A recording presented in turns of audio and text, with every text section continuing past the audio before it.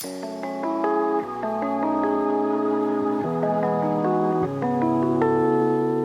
someone had asked me what video do I start with as a total beginner, I guess I would say a tutorial, but there's only so much you can learn from a tutorial, and they skip over some of the more basic fundamental sewing techniques. So I wanted to take it a step back and create something for that person. If someone buys a sewing machine for the first time and they're wondering what video do they start with, this is the one. That's what this video is all about.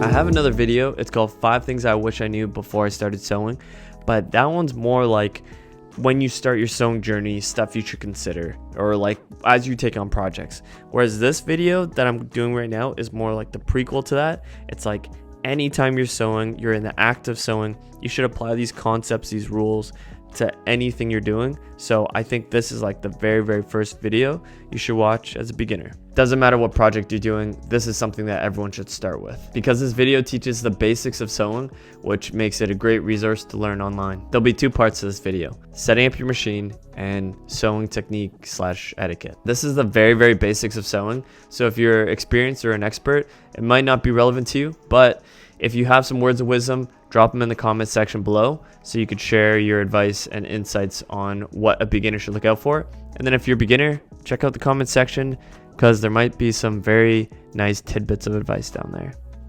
Alright, let's talk about the threading the machine. There's a top thread and a bottom thread.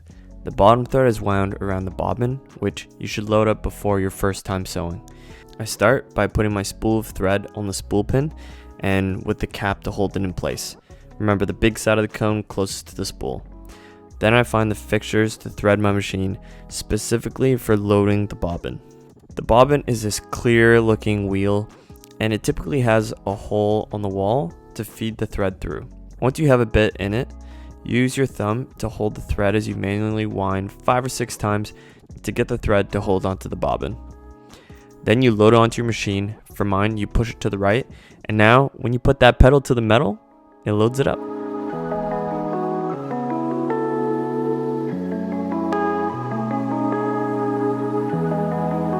When it starts to slow down, you know to cut the thread and remove the bobbin. There's a little cover for the bobbin's home, so you just gotta unlock that, drop the bobbin in, and there's some visuals on that covering as well. So use that visual as a guide for how to load the bobbin thread. And I usually leave the cover slightly cracked just for now. To load the top thread, these sewing companies made it real easy, so all you gotta do, as long as you can count, is use your hand, and as you're counting, follow the thread through the hoops and fixtures so that you can properly thread your machine. This is how I thread the Singer 4423, and I think if you have a different machine, it's gonna be slightly different, but generally they follow somewhat of a similar path. Once it's in the needle, use your left hand to hold the thread and use your right to pull the wheel towards you, which is counterclockwise, so that the needle goes through the motions. You can see through the clear cover that the thread will wind underneath and catch the bottom thread and bring it up to the surface. When it does, you let it pull the bobbin thread up, and once you see it, pull it through and place both threads underneath the presser foot. Sometimes when the bobbin lid is closed, the bottom thread is locked into place so it can't be pulled. That's why I like to leave it a little bit cracked so that it's free to move around. Make sure you have at least 3 or 4 inches, and when you pull the wheel towards you, the bottom thread will go underneath, scoop it up, and pull it to the surface. And then now that it's all threaded, you can pop that cover back down. Now let's talk about the tension and the stitch length. Textbook definition: sewing tension is the amount of thread that passes through the machine to create each stitch. So the more thread that passes through, the looser the stitch is going to be, and the less thread that passes through, the tighter the stitch is going to be. And then stitch length is the distance between 2 consecutive punches of a needle. The bigger the number, the bigger the stitches are going to be. If you go into the lower numbers, I think below 1 is where you start getting into like really tight for buttonholes. So usually just go between 1 and 4, and then for buttons, less than 1. On average, you're looking at a tension of 4 and a stitch length of 2.5. Before starting any project, take that material, cut a test piece out, put 2 layers underneath here, because typically you're sewing 2 layers at a time. So you want to mimic the same thing you would do on the real project. What I'd suggest is start at 2.5 and 4, and you're just going to adjust the tension and stitch length based on your intuition until the stitches come out even, meaning the bottom stitch and the top stitch look very balanced. That's when you're gonna know you have it right. These settings will vary depending on what fabric you're using, whether it's lightweight, midweight, heavyweight. Generally, you want to use a shorter stitch length for the lightweight material, and then when you work with heavier weight materials like denim or canvas, that's when you want to go into a bit lengthier of a stitch length. The bobbin tension is already factory set, so just worry about the top dials. Now that the machine's set up, it's time to learn the sewing basics, which is the exciting part. Most fabrics, not all fabrics, but most have a right and a wrong side. The right side is usually a bit better looking, the wrong side being more rough. If you look at this is cotton twill, and if you look up close, on the left side you have these diagonal woven lines, and then on the right side it's just very rough. If you have your material in front of you, examine it. You could see the difference. You could tell based on shine. Sometimes you could tell based on feel, on looks. Use your intuition and try to figure out which is the right and wrong side. Now, when you're sewing these panels together, you typically want right sides facing each other, and then that means wrong sides are on the outside. So I'm going to illustrate this by putting a chalk X on the wrong side of both these fabrics.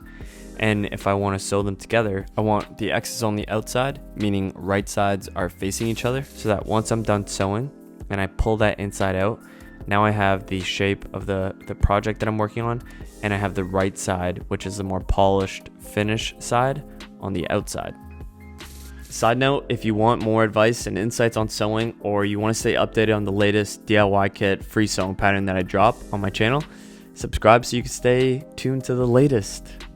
And then you have what they call a back stitch. And back stitch is how you lock in the stitches, and it's usually what you do at the beginning and the end of every stitch. Let's say we're gonna sew along this blue line. You wanna put your fabric underneath the presser foot, and you wanna line up the fabric so that the blue line, which is the line you wanna sew, is lined up with the needle, not too far to the left, not too far to the right. And if you imagine the needle coming down, you wanna make sure that the fabric is in enough that the needle will be past the edge of the fabric. Put the presser foot down so that it holds the fabric. I usually do 3 stitches forward and then 3 stitches back.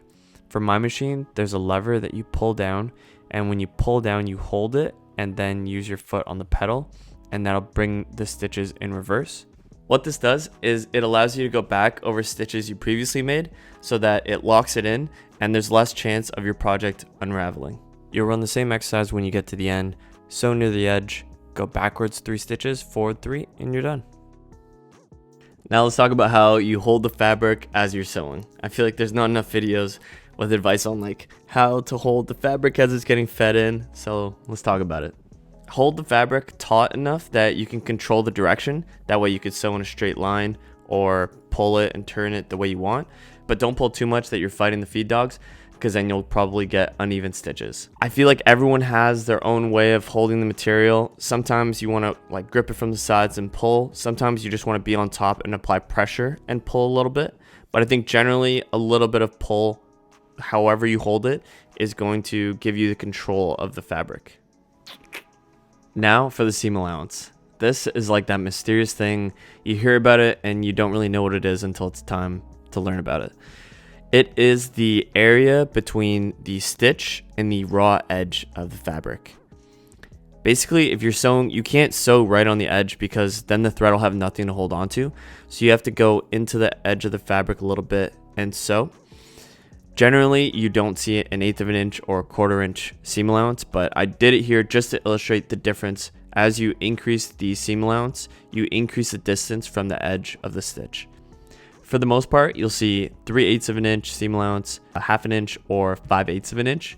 Depends on what you're working with, depends on the fabric, depends on the project. Sometimes for trousers or pants, they'll have a very, very large seam allowance, and that allows tailors to take it apart and have a little bit more room to expand the fabric if you need expanding. Once you understand the basics, there's a playlist of sewing tutorials and projects on my channel that you can check out.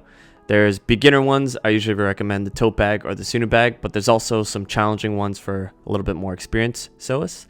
And all the projects come with a DIY kit, which is like a sewing kit that comes with all the fabrics, supplies, materials that you need for that sewing project. The tutorials are made for beginners, so even if you're brand new to sewing, I go step by step, explain everything, so it's very simple. So if you feel like sewing, check out the channel. If you feel like you want a DIY kit, check out my website.